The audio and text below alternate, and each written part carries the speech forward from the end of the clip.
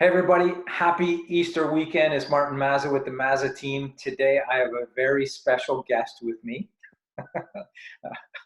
I'm with Cindy Love, who's on our team. And at this point in time, Cindy, we could say that you are the longest standing Mazza team member. Yay! So anyway, I'm glad you could join us. And I see you got one of your fur babies on your lap there. I do. So yes, I am at home working as I see you're at home. And yes, I know it's Good Friday and all, but I've just been actually dealing with a client. So I do have two dogs and a cat, and I have three men children that live with me. So there will be some activity, I'm sure, happening. And I apologize now for any wild barking or whatever that happens. Um, anyway, yeah. Hi, Martin. And a llama and a cow out in the backyard. Yeah. Yeah, All right. you know what? I think I would do that. I not Oh, well, boy. not a cow, but Okay. I think I would do like that, live off the land, I don't know, solar energy and vegetable garden and maybe some chickens and maybe a goat. I don't know. Somebody told me goats are really nasty though, so maybe not. But anyway, I Uh, would like to do that. Not now, but one day. all righty. All right. So, um, and I've been chatting with the team. We do all kinds of chats, Zoom chats, and that's now our system of meeting. And it's typically four, five, six, seven, nine of us, as many of it as nine of us on these chats. But I thought, what the heck? We've got a lot of time in front of us, and maybe it'd be a good opportunity to do a little one-on-one with the team and Cindy's the guinea pig. So anyway, um, Just seeing so what everybody's up to, right? you got it. So I know you had a very good 2019, probably the best year in real estate that you have had as a sales rep, and that's Yes. awesome. And I know you worked, for every dollar and had a great year. I know Yeah.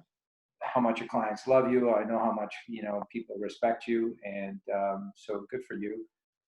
Thank you. Started out in 2020 really well as well, Hmm. and then let's go back 3 weeks ago, maybe 4 weeks ago, and the state of emergency and all that, and it's amazing how quickly things have changed in the last month.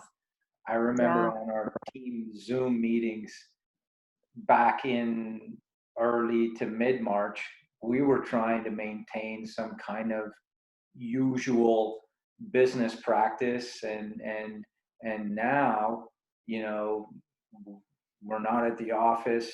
I've asked people not to go to the office. We're not typically meeting clients. We've really kind of pared down our business to clients who have a need of some kind. Yes. And so, from a different Yeah. voice, from a different perspective, what are you telling your clients who have to buy right now or are thinking about selling? Well, just to kind of back up what you're saying there about dealing with clients that have a need, and it's to be respectful of what's going on in the staying safe and home, and trying to make sure um, that not only are the clients protected and kept safe during this, but also myself with and my family, right? So um, so that has kind of driven my decisions and the conversations with everybody.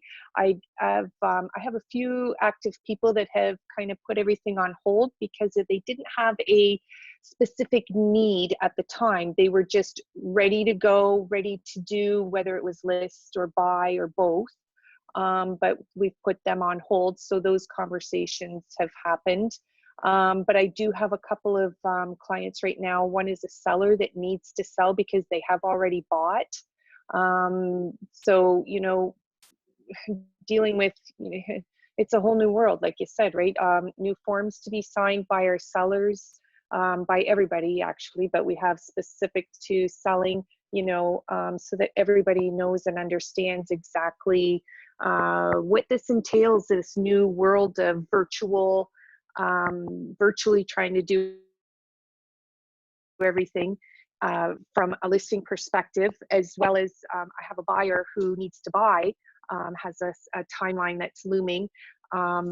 I'm grateful that it's not a like immediate end of April kind of timeline or anything. He has a couple of months, but needs to buy in that time frame. And same thing, you know, there's forms for him to sign.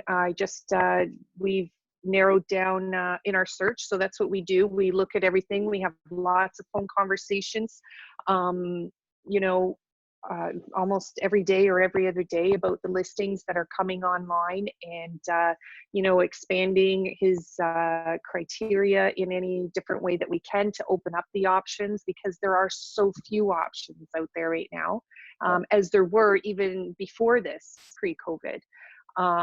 So we're doing that. You know, I have to sign every time. I have to send him in DocuSign, which I just did, because we are going to go and actually look at a house tomorrow. Every time, every listing, you know, that we are going to go in and see, every brokerage has their own list of questions, a questionnaire that has to be answered, and the buyer has to, you know, sign off stating all the obviously the qualifying questions that we all are, I think, well aware of right now. But our industry has put in place, I mean, they want really their first viewing to be online, to be virtual. They want to interact with the client, you know, through a medium like this, through Zoom. Yeah. And if anybody hasn't used Zoom, we have the ability, while we're on video with a client, to share a screen. So we can go to our search screen and we can actually go through a listing with our client and look at the photos, look at the virtual tours, the videos that are now popping up. So how much of that are you all of that with your buyer? So right now we're both basically in our, sorry guys, our own homes, and we're on the phone and we're looking, he's looking at the listing on his computer, I'm looking at the listing on my computer, or listings. And then what we do is we kind of, I talk about it, he's an out of town buyer as well, so I'm kind of educating him on the areas and locations as to, you know, what's going to suit him and his family and their needs. So the other thing that I'll do is, you know, because we've expanded the geography of where he's looking, and he works for his job, he travels all this area, so he goes and drives by the house before we book any showing to go inside as well, because I'm trying to take away any of the negatives or objections to why a house would fit for him or not, kind of thing. Right up front. Right out of the gate, and then so that it's being able to see it, feel it, touch it, because videos are great, virtual tours are great, you know, all of that stuff, but you can't really see the condition of the house or the you know, all of it, right? The decor, the condition of not just, you know, paint on the walls, but like the floors and, you know, what's going to need to be done, kind of thing, and what their abilities are, you know, in dealing with that kind of stuff. So yeah, and then once we get there to the houses, we have all the precautions that we have to take as well, you know, with making sure I have gloves that we wear and change, you know, every time we come in and out of a house, hand sanitizer. I have Lysol and Clorox disinfectant wipes that I use to touch. I clean the lockbox off, the door handle, because I have to touch the front door, you know, coming in and out, and the key itself, make sure everything's wiped down. And then, you know, as I'm sure you can speak to with a lot of our listings and that, it's instructing the sellers to make sure all the lights are left on, all the doors in the house are open, the closets and whatnot, so that people can see in, instructing the buyers that they can't touch anything, you know, at all, as hard as it is, you know, handrails, obviously you need to do kind of, so and then again, it's on the other side of making sure sellers are instructed to wipe everything down once we're done. Yeah, but I mean, they're not even going to a home right now, you know, unless it's an absolute necessity, and unless it's been qualified properly. And oh, we lost Cindy. But I will say, one of the things, oh, there's number two. Sorry. Yeah, she's scratching at me to be picked up. So I will, the other thing I was going to mention, and this is good practice, good advice for any realtor or any buyer in the marketplace or seller who's potentially going to become a buyer.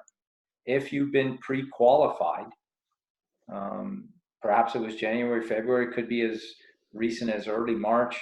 What are you suggesting your clients do now? Because you ran into a situation 2 weeks ago.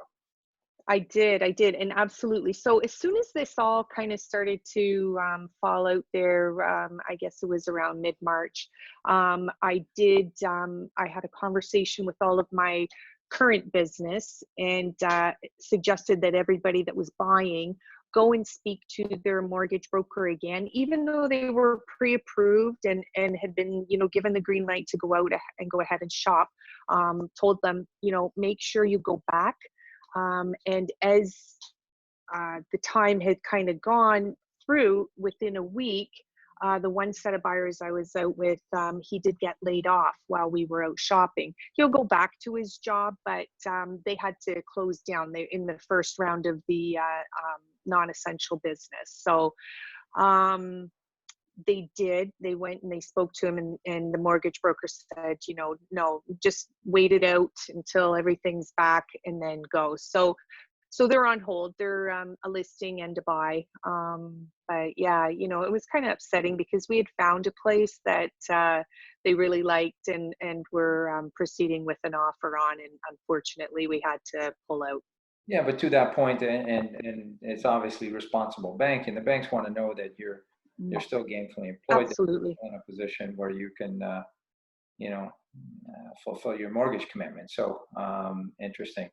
I know I'm getting this question lots, and I bet you are too, is what is this COVID-19 going to do to the market? What is it going to do to prices? What's it going to do to activity in the marketplace? And I know as a team, we've been keeping our eye on that. But again, your perspective tonight?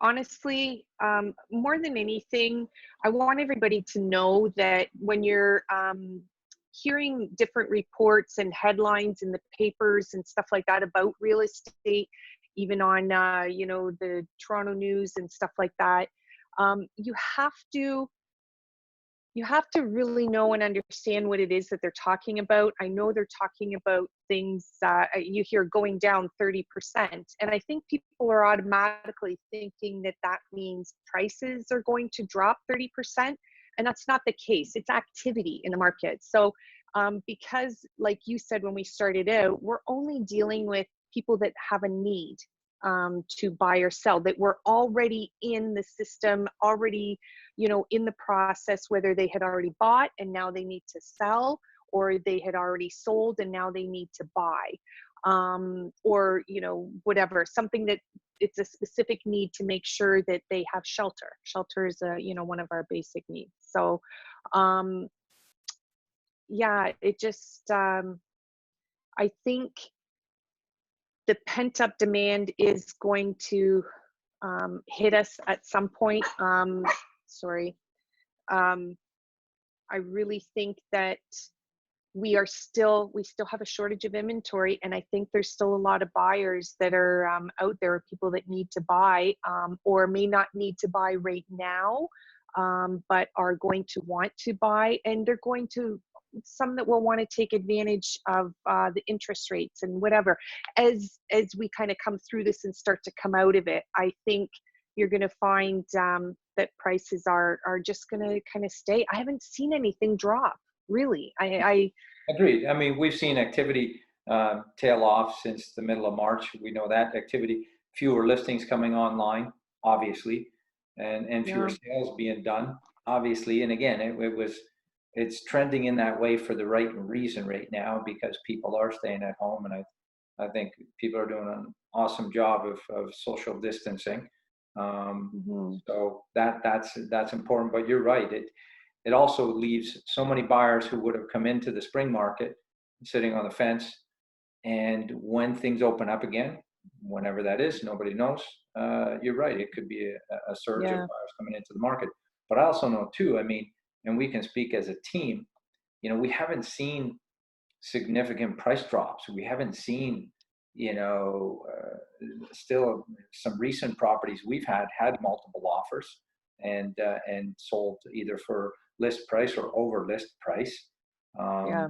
So, the And that's been pretty typical all along, right? Like since well, even going back, I'm gonna say in like the fall of last year, or maybe closer to the beginning of this year. But yeah, because it's the supply and demand, right? There just hasn't been a heck of a lot of stuff on the market. So I agree, Martin. But I think the predictions that we heard from Phil Soper, who's head of Royal LePage Canada, and I think who was he talking to? I can't even remember now. Sorry about that.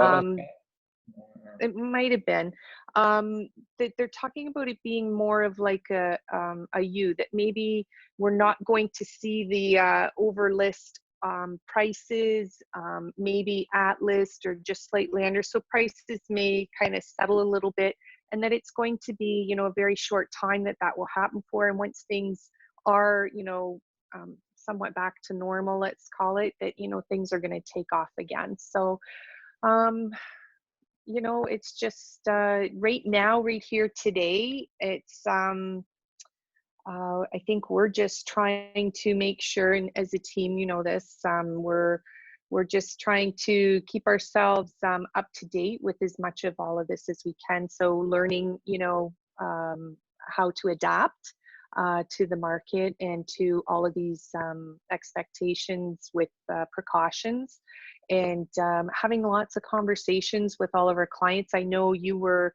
busy all week. You said like every conversation you're having is and I told you a couple I had with some from my database, just touching base with them. My conversations are like 20 minutes, and some of yours were even longer with the existing. people have questions. People want to know, right? Yeah. I mean, we're fortunate as a team that people are looking for our help, our advice, and we are so blessed when it comes to our clients. We've got some of the best people in the world, who trust us and work with us. So, but they're long conversations for a Yeah. lot of people, just making sure that they understand where they're at with their current situation, with future. So uh, anyway, but positive stuff, and I mean, we will get to the end of this together, and we'll be better hopefully on the other end. I'm just getting bigger and bigger. That's all I know. I have never like made like so many like meals, eaten so much. Oh my God. all right. So personal question then. What do you and your boys doing to stay busy, stay happy, stay active, stay Um, interested? well, yeah, well, we, like everybody else, I think, we kind of started out and, did a little bit of spring cleaning and organizing in the house. Kyle built a shoe shelf, which was fantastic because I have three boys, for those that don't know, and they have Three huge men, feet. three. Yeah, three men children, and they have shoes. They have more shoes than I have shoes. Like it's just strange. But anyway, so that's all nicely organized, which was great. So just little projects. I've got some house plants that I want to repot, and hopefully we'll get there. I want to do my income taxes. I want to get that done and off my plate, even though as being self-employed, we typically don't have to do them until June, and I know that's been extended. But it's sitting all on my dining room table actually. So I just want to get it, done and organized. What else are we doing? I've been reading, Netflix binging at night, with the boys. We're all, oh my God, this Tiger King thing. Wow. Um, Haven't seen it, what don't else? want No, you know what? I gave in. I actually watched an episode this morning. I don't know. I don't think I need to go any further, but What else have we been doing? Yeah, lots of eating, organizing, and it's so funny. I put a little whiteboard. I'm looking at my fridge here. I put a whiteboard on my fridge, and every morning I come out and I write the date on it. Because like everybody else, I just keep losing track of what And day what it day is is, it and I today? don't Is know. it Tuesday? What day is it? So, Yeah, yeah. yeah, right. So that's there, and meal planning, and because I have to feed these monsters, because it's not as easy to get the to go stuff. Um, and Otherwise, I'm a homebody anyway, and just love to be at home, and like I said, doing a lot of this stuff that I mentioned. Joel's just actually outside right now. He just cut the lawn for the third time, believe it or not, in the last like 2 weeks or a week The maybe. fertilizer.